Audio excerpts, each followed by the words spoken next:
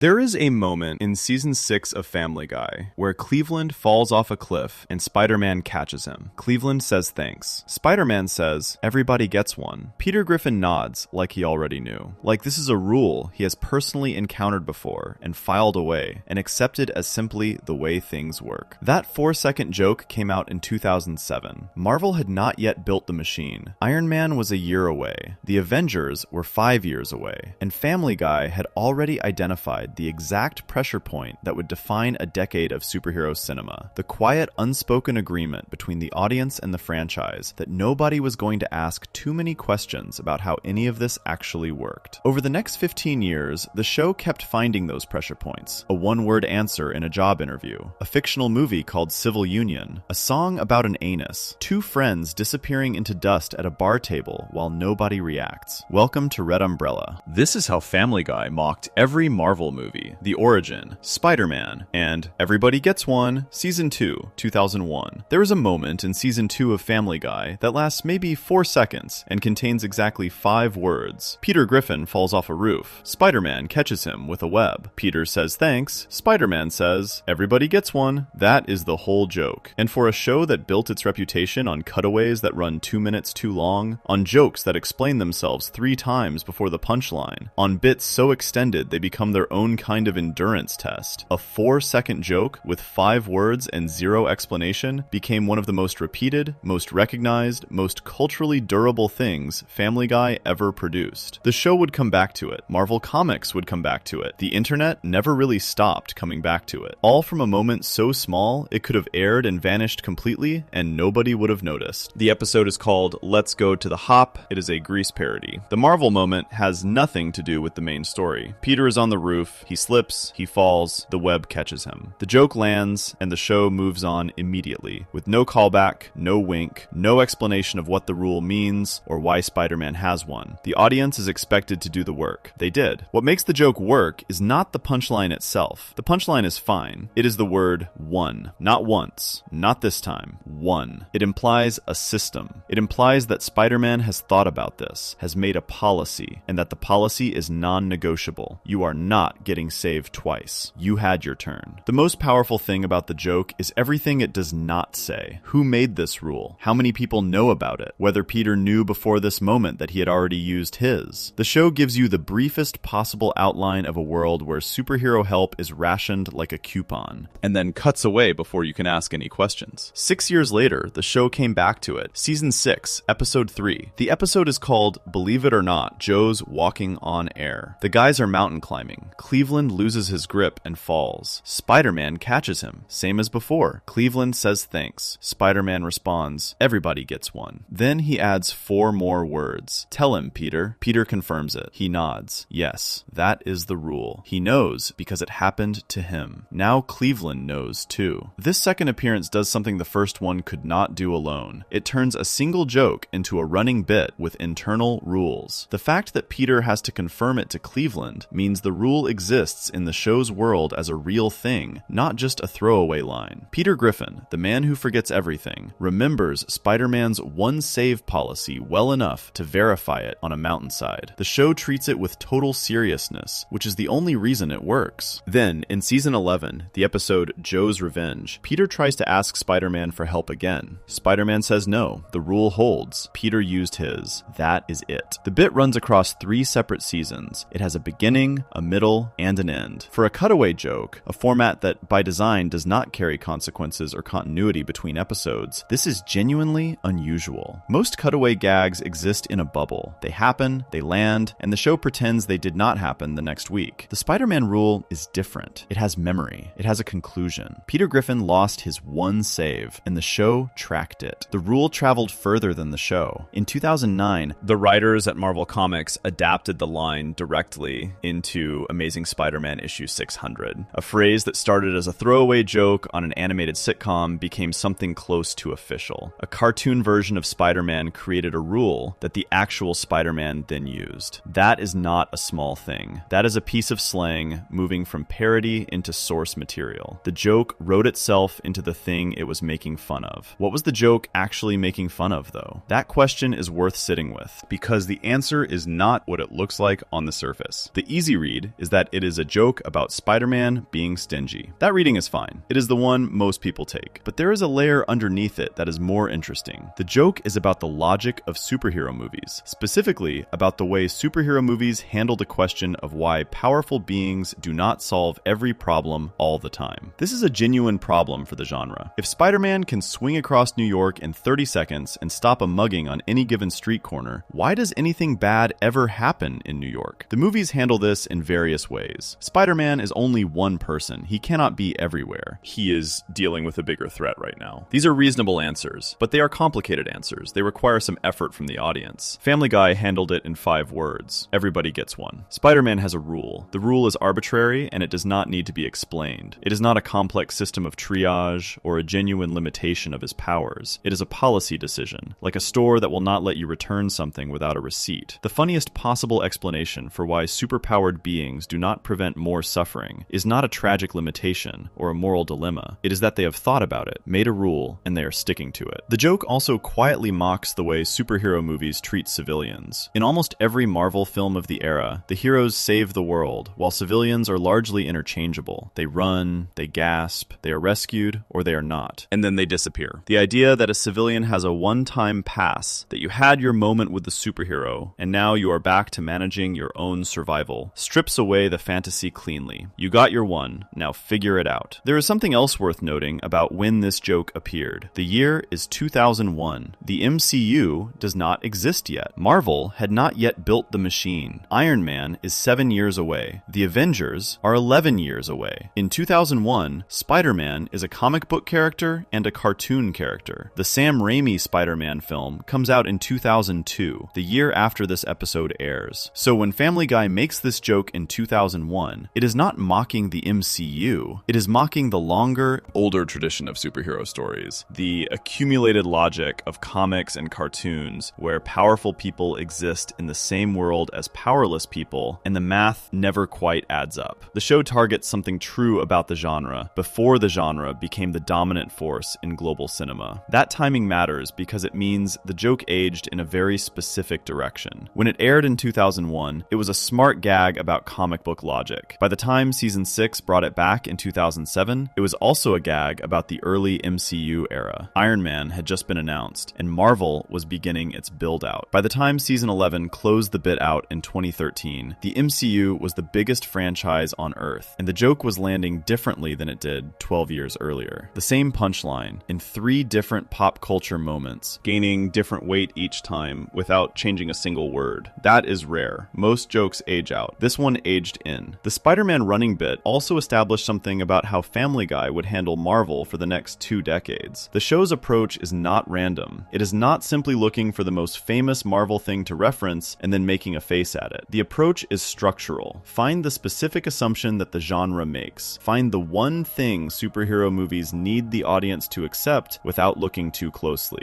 Then name it plainly, in the fewest possible words, and walk away before anyone can argue. Everybody gets one. 5 words. The genre needs you to accept that the most powerful beings in the fictional world have invisible reasons for not doing more. Family Guy looked at that need, turned it into a bureaucratic refund policy, and made it funny for 11 years. The show never explained why Spider-Man has the rule. It never had to. The not explaining is the whole joke. And when Peter uses his in season 2 and the show tracks it through to season 11 when he tries to get another one and finds out he cannot, there is something almost fair about it. He got his. He knew what it was worth. He used it anyway. Before we move on, if you're enjoying this analysis, please consider subscribing. It helps the channel tremendously. The Black Widow joke in season 13 operates on completely different ground. Where the Spider-Man bit is gentle and runs on implication, that one is blunt and specific and puts 6 Avengers in a room to answer a question the MCU spent 10 years trying to avoid. What exactly does she do that any of the rest of them cannot? The answer the show gives is the funniest possible one, and the Hulk's role in delivering it is the detail that makes it land harder than it should. Section 2, The Black Widow Cutaway. Quote 2, Season 13, 2015. By 2015, Marvel had made 11 movies. 11. Iron Man had his own trilogy. Captain America had 2 solo films. Thor had 2 solo films. The Avengers had assembled twice. And in every single one of those movies, Black Widow was there, standing next to the God, standing next to the man in the indestructible suit, standing next to the super soldier who had been frozen since World War II and came back stronger than anyone alive. She was always there. She was always useful. The movies kept finding reasons for her to matter. Family Guy watched all of this and had one question. What can she actually do that none of them can? The answer the show gives comes in a cutaway in season 13's Our Idiot Brian. The setup is Stewie comparing a dumbed-down Brian to being as useless as Black Widow. The show cuts. 6 people are in a room. Captain America, Iron Man, Thor, the Incredible Hulk, Hawkeye, and Black Widow standing in front of them. It is framed like a job interview. Thor asks the question out loud. What are her powers? She answers in one word, kicking. Thor's response is immediate. He does not pause. He does not consider whether she might have meant something more. He says, "Oh right, because none of us can kick." Then he turns to the rest of the room and asks, "Hey, which one of you guys can kick?" Every hand goes up. Every single one. Captain America, who can run a mile in about a minute and has legs strong enough to dent steel. Iron Man, who is wearing a suit that can punch through walls. Thor, who is an actual god. Hawkeye, who is the one person in the room who is just a man with a bow, raises his hand. Even Hawkeye can kick. Then the camera finds Hulk, and Hulk keeps his hand down. He does not want to do this. He is clearly uncomfortable with the direction the conversation has gone. He is trying to stay out of it. Thor sees this and names it directly. Hulk, stop being nice. Hulk raises his hand. That detail, Hulk being too polite to participate in the roasting, then being called out for it, then reluctantly confirming that yes, he too can kick, is the specific moment that makes this cutaway better than it has any right to be. The Hulk is the strongest being in that room by a significant amount. He can lift aircraft carriers. He once punched a giant alien creature so hard it fainted, and he felt bad about raising his hand. He was trying to spare Black Widow's feelings. Thor would not let him. The joke was immediate. The clip went online and people had thoughts about it. The top comment on the YouTube upload, noted by Looper when they reported on the cutaway's cultural spread, was from a user named Matteo Verdomo. It read, "She isn't useless. She can be sacrificed for an Infinity Stone." That comment references Black Widow's death in Avengers Endgame, where she sacrifices herself to obtain the Soul Stone. The comment is its own separate joke, but it builds directly on the logic Family Guy established, adding a new answer to the question the show raised. She cannot outkick the Hulk, but she can do something none of them can do. She can die for the cause. The audience filled in the punchline the show left open. That is not an accident. Family Guy's Marvel jokes tend to leave space for the audience to keep going. The Spider-Man rule about one save per person does not explain why the rule exists. This cutaway does not explain whether Black Widow has any response to the room full of raised hands. The show does not let her defend herself. It just sits in the awkwardness of the question. And the audience, who knew the MCU films well enough to have opinions, kept the conversation running in comment sections for years. Now, the actual question underneath this joke is not whether Black Widow is a useful character. She clearly is. The Russo brothers used her well. The earlier films gave her credible moments. She is not genuinely useless. The joke knows this. The joke is not about whether Scarlett Johansson's performance works or whether the writing is good in any given scene. The joke is about the foundational problem the MCU created by putting a regular human being, a very skilled regular human being, but a person with no powers, into a team of beings who operate on an entirely different level, and then never clearly explaining why she belongs in that specific group. The MCU's answer, across 11 films at that point, was essentially, she is very good at her job. She is a master spy. She is emotionally intelligent. She can operate in situations the others cannot because she blends in. These are real answers. They are also answers that require the audience to do some accepting on the movie's behalf, because when the third act arrives and the alien army is attacking Manhattan, none of those skills are what anyone is using. Everyone is punching things. Thor is throwing lightning. Iron Man is firing missiles. Black Widow is punching things too, with her legs. The show did not invent this problem. Critics had been circling it since 2012, but Family Guy named it in 20 seconds in a way that was funnier and more memorable than any review. There is also something worth examining about who delivers the punchline. The setup is Thor's. He is the one who asks the question and calls out the hands, but the real punchline is Hulk's reluctance. And the Hulk is an interesting choice for that role, because in many ways, the Hulk has the most sympathy for the situation Black Widow is in. Think about what the Hulk's actual problem is across the MCU films. He is enormously powerful, and he cannot control it. His power is a problem, as much as it is an asset. He has spent years of story time trying to manage what he is, trying to exist without destroying everything around him. He is not simply a weapon the Avengers aim at a target. He is a complicated person inside a body that does not behave the way he wants it to. Black Widow is the one character in the MCU who genuinely engages with that that complication. The two of them have a relationship built on the fact that she sees him as a person rather than as a tool. She has a specific phrase she uses to help him come back from being the Hulk. She is arguably the only member of the team who treats the Hulk's situation as something that requires real emotional attention. So when Family Guy has the Hulk try to stay out of the Black Widow roast, when it has him keep his hand down out of what can only be described as loyalty or consideration, the show is accidentally or deliberately acknowledging that dynamic. Hulk does not want to pile on. He knows her. Thor has to shame him into it. That is a more complicated joke than the surface level reading gives it credit for. The show also released this in 2015, which was the same year Avengers Age of Ultron came out, a film that sparked significant debate about how Black Widow was written. The film gave her a storyline that many viewers found reductive, and the conversation about whether the MCU knew how to write her was very loud that year. Family Guy did not reference Age of Ultron specifically, but the timing meant the cutaway landed into an audience that was already actively thinking about the question the show was asking. The joke did not create the conversation. It arrived precisely when the conversation was already happening and gave it a punchline everyone could share. That is the move Family Guy makes with Marvel repeatedly across its run. It does not start the critical conversation. It observes which conversation is already happening in the culture, identifies the sharpest possible distillation of it, and puts that distillation in the mouth of a cartoon character. The critical conversation about Black Widow's role in the MCU had been running since 2012. Family Guy reduced it to one word and a room full of raised hands. There is one more layer here that often gets missed. The joke is built so that the punchline, every hand going up, is confirmed by the least threatening possible member of the team. Hawkeye raises his hand. Hawkeye is the one Avenger who is, like Black Widow, a regular person with no powers. He has very good aim. He is an exceptional athlete. He has no abilities that go beyond what a real human being could theoretically train for. And even Hawkeye, even the man who is arguably in the most similar position to Black Widow in terms of being a non-powered person on a team of beings from another dimension, raises his hand and confirms that yes, he too can kick. That detail quietly extends the joke. The argument is not just that the powered members of the team can kick. That would be the obvious version. The argument is that even the other non-powered member of the team, the one who does not fly or throw lightning or become a monster, can kick. Kicking is not a specialty. It is not a skill set. It is something every person in that room, regardless of ability level, brings to the table by default. And that is the thing she named as her power. The audience that loved this joke was the same audience that loved the MCU films. These were not people who hated Marvel. The cutaway circulated most enthusiastically among Marvel fans. People who knew exactly who Hawkeye was, who understood what the Soul Stone cost in Endgame, who could fill in the year and the film and the specific scene for every reference in the comment sections. The joke worked because it was made by and for people who knew the material well enough to feel the truth in it. That is different from the kind of mockery that comes from ignorance or indifference. Family Guy's Marvel jokes are not the jokes of a show that has not seen the films. They are the jokes of a writer's room that has seen the films, enjoyed the films, noticed the specific pressure points the films create for themselves, and then found the cleanest possible way to name those pressure points out loud. The Black Widow cutaway is the best example of that. It did not say the MCU was bad. It did not say Black Widow was a bad character or that the films were poorly made. It identified the one structural problem the franchise had never cleanly solved, the gap between her actual abilities and the company she was asked to keep, and it named that gap in a single word: kicking. 20 seconds, one word, 6 raised hands. A joke that ran in comment sections for years and had the audience itself writing the follow-up punchlines. The Hulk, who should have been the funniest part, turning out to be the most human part. And an MCU that had spent 11 films working around a problem the show diagnosed in less time than it takes to read a movie trailer. __quote _3 __. The next joke the show makes about the Marvel machine is less about a specific character and more about a specific film. And what happens when a movie about superheroes fighting each other is really, underneath everything, about one guy who will not admit who he loves. The Captain America joke is the one where Family Guy gets the most specific and the most personal. And it is also, quietly, the most accurate thing the show ever said about what Civil War was actually about. Section 3, Captain America, Civil Union. Quote 4, Season 16, Episode 7, 2017. Captain America, Civil War came out in May 2016. It made over $1 billion at the box office. Critics loved it. Audiences loved it. it. It had more heroes in it than any Marvel movie before it, split them into two teams, made them fight each other, and somehow made almost everyone feel like the movie belonged to Captain America and one specific person he refused to let go of. That person was Bucky Barnes. Family Guy noticed. In season 16, episode 7, an episode called Petey the Fourth, Peter is watching a fictional movie on television. The announcer introduces it. We now return to Captain America: Civil Union. The title does two things at once, and neither of them is an accident. Civil union is a legal term for a relationship, specifically a romantic partnership between two people who are not calling it a marriage, but are making it official. The show renamed the movie before a single character appeared on screen. The argument is already in the title. The scene inside the fictional movie begins with Captain America briefing his team before the big fight. He lists his allies. He names Hawkeye. He names Scarlet Witch. He names the Falcon. And then he says, and of course, Randy. Nobody on the team knows who Randy is. Captain America explains. Randy lives in his guest house. They have been friends since college. He is Cap's pal. He is the guy Cap went to Paris with. Randy then appears, and Randy is furious. He is furious because Captain America will not admit in front of his team that Randy is his romantic partner. Cap keeps calling him a friend, a pal, a college buddy. Randy sees through every one of these descriptions and names them for what they are: cover. He tells Cap directly that he is being a coward. Cap calls after him as he storms off. The scene ends. The whole exchange is confirmed, word for word, in the episode transcript from the show's script archive. Cap says, "You know Randy, lives in my guest house. We have been friends since college. He is my pal. He is the guy I went to Paris with." And then Randy's response, "You are such a coward," lands on Cap as he stands in front of his assembled team, unable to deny it and unwilling to confirm it. Now, the obvious joke is that the show is implying Captain America and his old friend Bucky Barnes, who in the actual Civil War film is called Randy, within the joke's context, have a romantic relationship that Cap refuses to acknowledge publicly. That joke is simple enough, but the more interesting question is why that specific joke about that specific film landed the way it did. Civil War is a movie that positions itself as a conflict about ideology. Tony Stark believes the Avengers should be accountable to a governing body. Steve Rogers believes the team should be free to make their own decisions. That is the stated disagreement. That is the argument the film spends its first hour building. And then Bucky Barnes appears, and gradually, steadily, the ideological argument stops being the point. By the time the film reaches its final act, the conflict has narrowed to something much more personal. Cap is not fighting for abstract freedom anymore. He is fighting specifically to protect Bucky. He signs no accords. He goes against his own government. He fights his friends. He fights Tony Stark in a brutal, exhausting brawl. And at the end of that brawl, when Tony asks Cap directly, does he even feel bad about it? Cap says he does, but that Bucky is his friend. Tony responds that so was he. The film does not resolve this tension. It ends with Cap sending Tony a letter and a phone that Tony never uses. It ends with the team broken and Cap underground, and the relationship between the two central characters not repaired. All of this damage, all of this institutional and personal destruction happened because Steve Rogers would not let go of his attachment to one specific person from his past. Family Guy looked at all of that and made the Randy joke. The joke is not mean. It is not attacking the film for being bad. It is doing something more precise. It is identifying the gap between what the film said it was about and what it was actually about. The movie said it was about accountability versus freedom. It was actually about Cap and Bucky. Those are not the same thing. And the film never quite stitched them together cleanly enough to make the ideology feel as urgent as the personal story. Critics noticed this at the time. Audiences felt it even if they could not name it. Family Guy named it. Randy is Bucky.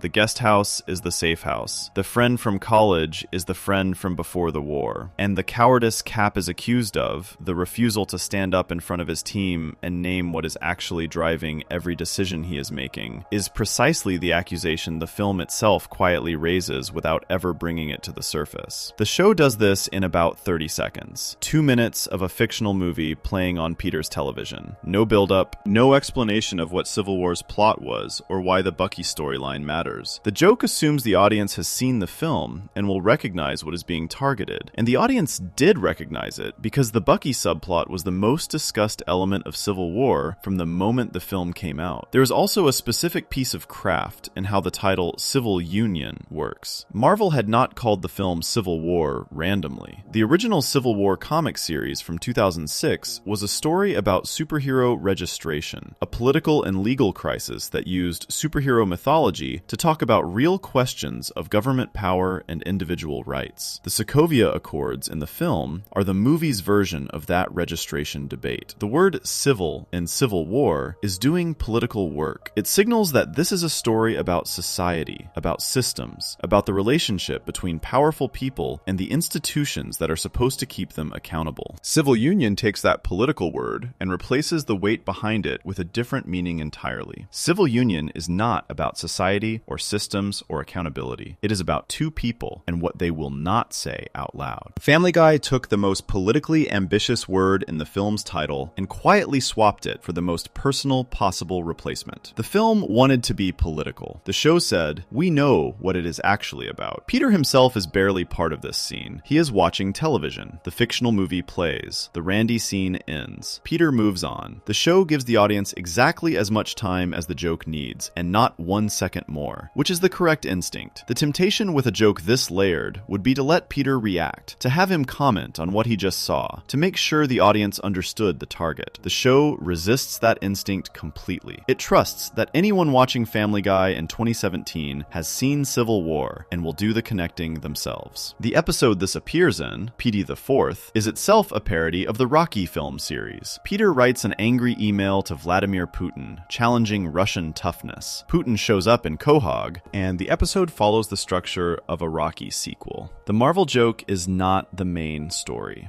It is a brief cutaway in the middle of an episode about something entirely different. Civil War was one of the biggest films of 2016. Family Guy addressed it in a fictional movie-within-an-episode moment that runs for maybe 45 seconds. That proportion, the enormous film reduced to a brief in-show aside, is itself a comment. The show does not think Civil War requires a full episode of engagement. The core thing the show wanted to say about it fits in the time it takes to read the title out loud and introduce one fictional character named Randy. The Randy joke also works because it is entirely constructed from things that are actually in the movie. Every element of the bit maps to something real. Randy lives in Cap's guest house. In the film, Cap has been hiding Bucky in an apartment in Bucharest. Randy is a friend from college. Bucky and Steve have been friends since before World War II, which in superhero movie terms is the equivalent of old friends who go way back further than anyone else in the current story. Randy is the guy Cap went to Paris with. Cap and Bucky served together in Europe during the war. The show is not making things up. It is taking real details from the film's established history, relabeling them with civilian names and situations, and letting the relabeling do the work. Nothing in the parody requires invention. Every joke in the Randy scene is built on something the actual film put there. Family Guy just held a mirror up to it and called it by a different name. The reaction when the clip circulated was immediate. The joke spread through exactly the audience that had already been having the Cap and Bucky conversation online. A conversation that had been running since The Winter Soldier in 2014, when the film made their bond the emotional center of the story, and that had intensified with Civil War 2 years later. That audience recognized Randy instantly. They had been calling the relationship by its own name for 2 years before the show put a guest house and a Paris trip in the picture. The show did not create that reading of the Cap-Bucky relationship. That reading existed and was widely discussed and had been written about extensively. What Family Guy did was compress it into a joke structure, a fictional movie title, a team briefing, a character named Randy, a single accusation of cowardice that anyone could share in 10 seconds and that carried the whole argument inside it. That compression is the skill. The Black Widow joke compressed a multi-year MCU problem into one word. The Spider-Man joke compressed the foundational logic problem of superhero genre stories into 5 words. The Civil Union joke compresses the entire critical conversation about Civil War's real emotional engine into a 30-second fictional movie scene. These are not cheap jokes made from a distance. They are jokes made by a writer's room that paid close attention, found the load-bearing assumption in the story, and then built the shortest possible joke around it. Civil War asked the audience to believe that the ideological conflict between Steve Rogers and Tony Stark was the real story. Family Guy said, Randy would like a word. Before we move on, if you're you're enjoying this analysis, please consider subscribing. It helps the channel tremendously. The next Marvel parody the show made was for its 300th episode, and where the civil union joke is quiet and precise and trusts the audience to do the work, the Deadpool parody is the opposite of all of those things. Loud, physical, willing to go places most television would not go for a milestone episode, and somehow the most personal Marvel comparison the show ever made about itself. Section 4. The Deadpool parody. Dog Bites Bear. Season 16, Episode 10, 2018. The 300th episode. Television shows do not reach 300 episodes. Most shows do not reach 100. The ones that make it to 300 are the rare exceptions. The shows that survived cancellation threats, network decisions, changing audiences, shifting cultural tastes, and the simple passage of time. They are the shows that outlasted everything that tried to stop them. Family Guy reached 300 episodes in January 2018, and to mark the occasion, the show did not do a clip show. It did not do a sentimental look back at its history. It did not reunite old characters or bring back a beloved plot thread from 10 seasons earlier. It did a Deadpool parody. Specifically, it had Peter Griffin get anal cancer and become a superhero called Red Stool. That is the 300th episode. That is what they chose. The episode is called Dog Bites Bear. The main story is about Brian accidentally destroying Stewie's beloved teddy bear Rupert and the fallout that comes from that. The Deadpool moment is a cutaway. Peter sets it up by telling Quagmire that shaking hands with Boo Berry, the cereal mascot, is the greatest thing that has happened to him since he became a wisecracking, fourth-wall-breaking superhero. Then the cutaway begins. Peter appears in the Deadpool costume. It fits him the way every costume fits Peter Griffin, badly, stretched across his enormous frame, looking nothing like it looks on the person it was designed for. He speaks directly to the camera, the way Deadpool speaks directly to the audience in the 2016 film. He explains what happened. He went through a treatment that was supposed to give him powers. The treatment did not give him powers. What it did was spread cancer to his anus. He named himself Red Stool. One word, confirmed by both the Family Guy wiki and the Family Guy fanon wiki. Red Stool. Not Red Stool with a space. One word, because that is funnier. And because it sounds like it could almost be a real superhero name if you heard it quickly and did not think about it. Then a group of armed men attack him on a bridge and the sequence begins. The 2016 Deadpool film opened with an action sequence on a highway overpass. Deadpool is in a car being transported by enemies. The car crashes. Deadpool fights his way through a large group of armed men in slow motion. The whole thing is set to Juice Newton's Angel of the Morning, a gentle and slightly melancholy song from 1981 that has nothing to do with violence, which is precisely why the film chose it. The gap between the song's softness and the brutality of what is happening on screen is the joke. Family Guy replicated the structure exactly. Peter fights armed men on a bridge. The fight is in slow motion. The men are dispatched with guns and swords, the same weapons Deadpool uses in the film, and playing over all of it is a rewritten version of Angel of the Morning, now called Anus of the Morning. The confirmed lyrics, sourced from the Family Guy fanon wiki, which transcribes them in full, are as follows. Just call me Anus of the Morning, Anus. Just touch my cheek before you leave me, Anus. This violence juxtaposed to music, Anus. Decapitation in slow motion. That last line, decapitation in slow motion, is doing something unusual. It is describing what is happening on screen while it is happening on screen. Deadpool, the film, has this quality too. The character knows he is in a movie and comments on it. Family Guy takes that self-awareness and makes it literal. The song is narrating the action. This violence juxtaposed to music is not a lyric that makes sense in a real song about a mourning and a person leaving. It is a description of the formal joke the original film made, which Family Guy is now making again, now one level more removed from sincerity. The parody nails every specific element. The cancer origin story is there. Deadpool's powers come from a procedure designed to activate a dormant mutation, which instead covers his body in cancerous tissue. Peter's version of this is that the procedure gave him nothing except rectal cancer. The fourth wall breaks are there. Peter speaks directly to camera before the fight starts, just as Deadpool does throughout the film. The slow motion violence, set to incongruously gentle music, is there. The bridge setting mirrors the overpass setting. The armed mercenaries are there. Comicbook.com, reporting on the episode when it aired, described the sequence as Family Guy essentially recreating the opening action sequence of the Deadpool movie.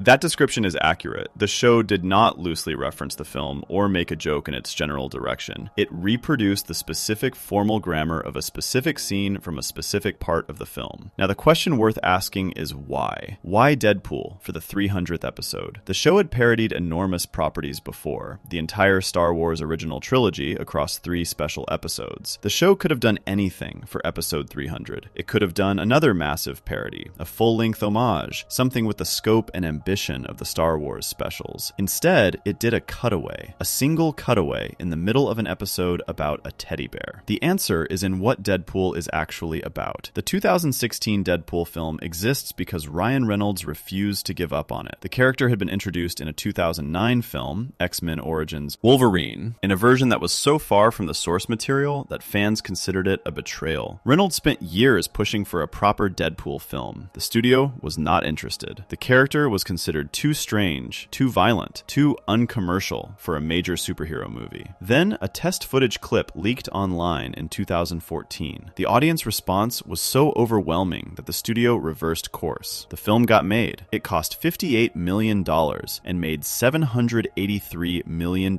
worldwide. It proved that the studio had been wrong. Family Guy was canceled in 2002 after 3 seasons. Fox ended the show due to low ratings. Then, the show started airing on Cartoon Network's Adult Swim block in 2003. DVD sales went through the roof. The audience that had not watched the show when it aired found it in reruns and bought it in enormous numbers. Fox reversed course. The show came back in 2005. It reached 300 episodes, 13 years after being canceled. Both stories are about the same thing, a property that the people in charge decided was not worth continuing, an audience that disagreed loudly enough to change the outcome, a comeback that the numbers said should not have been possible. Family Guy and Deadpool are not obviously similar. One is a raunchy animated sitcom about a Rhode Island family. One is a violent superhero film built around a character who cannot stop talking. But underneath the surface, they are the same story. Canceled, dismissed, brought back by an audience that would not let it go, ultimately successful in a way that made the people who gave up on them look foolish. Choosing Deadpool for episode 300 is the show acknowledging that parallel, not loudly, not with a speech or a tribute moment or a fourth wall break where Peter winks at the camera and says, "We both know what this is about." Just by doing the parody, by placing it in the milestone episode, by making the specific connection between a character defined by surviving cancer and impossible odds, and a show that survived cancellation and came back. The show lets the choice speak for itself. There is also a separate joke running underneath the main parody, and it is a joke about what the 300th episode of a show is supposed to feel like. Television milestones have conventions. The 100th episode is the first major one. Shows often do something special to mark it. The 200th episode gets attention. The 300th is rarer, and when shows reach it, there is usually some acknowledgement of the achievement itself, some sense of weight, some look backward at what it took to get here. Family Guy's 300th episode has Peter Griffin getting rectal cancer and fighting ninjas in slow motion to a song about his anus. That is the acknowledgement. That is the weight. The show has been doing this for 300 episodes. It is going to keep doing this. The 300th episode looks exactly like every other episode. A main story, some cutaways, jokes that go somewhere most shows would not go, no particular reverence for the occasion. The refusal to treat the milestone as a milestone is itself a statement about what the show thinks milestones are for. Deadpool the character shares this quality. He does not treat serious moments seriously. His origin story, a good man destroyed by cancer and a brutal experimental procedure, losing the person he loved, becoming something he did not choose to be, is genuinely dark material. The film handles it by having Deadpool make jokes about it constantly. The darkness is real. The jokes are also real. Neither cancels the other. The show watches this and recognizes it because Family Guy has been operating in that same space since 2001. Genuinely dark material, genuinely mean jokes, a refusal to choose between them. The Anus of the Morning song is the most purely funny element of the parody. Angel of the Morning, the original song, is about a woman who spends the night with someone she loves and then watches them leave in the morning. It is sad and a little resigned and quietly beautiful. Juice Newton's version is warm and soft. Deadpool used it to soundtrack a brutal fight sequence because the contrast between the gentleness of the song and the violence of the action is the joke. Family Guy took that joke and went further. The song is now about a man with anal cancer. The lyrics describe the violence happening on screen while it happens, and the word anus appears at the end of every line, the way a proper refrain works in a real song. The structure of a real song is maintained. The content is entirely about rectal cancer. This is worth noting because it demonstrates that the parody is not just pointing at the Deadpool film and saying, "Look at this funny thing." It is extending the logic of the Deadpool joke. The the violence and gentle music gap, and finding a new version of it. The original joke is that sweet music plus brutal violence is funny. Family Guy's version is that sweet music plus brutal violence plus a song specifically about the medical condition that caused the violence is funnier. It adds a layer rather than just copying the existing one. The reaction online when the clip aired was immediate. The episode confirmed it was the 300th milestone, and the Deadpool parody was the clip that circulated most widely from it. For many viewers, it was the memorable moment from the episode, more so than the main Rupert storyline. Stewie also gets a separate Marvel reference in this same episode. In a different scene, Stewie mentions that a kid with cancer at his preschool was visited by Ryan Reynolds, and Stewie thinks this had something to do with Deadpool. This is confirmed by the Family Guy wiki. The show doubled down on the Deadpool theme even in the episode's other storylines, connecting Reynolds to the character, and the character to the episode's milestone status. The 300th episode of Family Guy is, at its core, a show that came back from cancellation doing a parody of a superhero who came back from cancer, placed inside a milestone that the show acknowledges only by refusing to acknowledge it,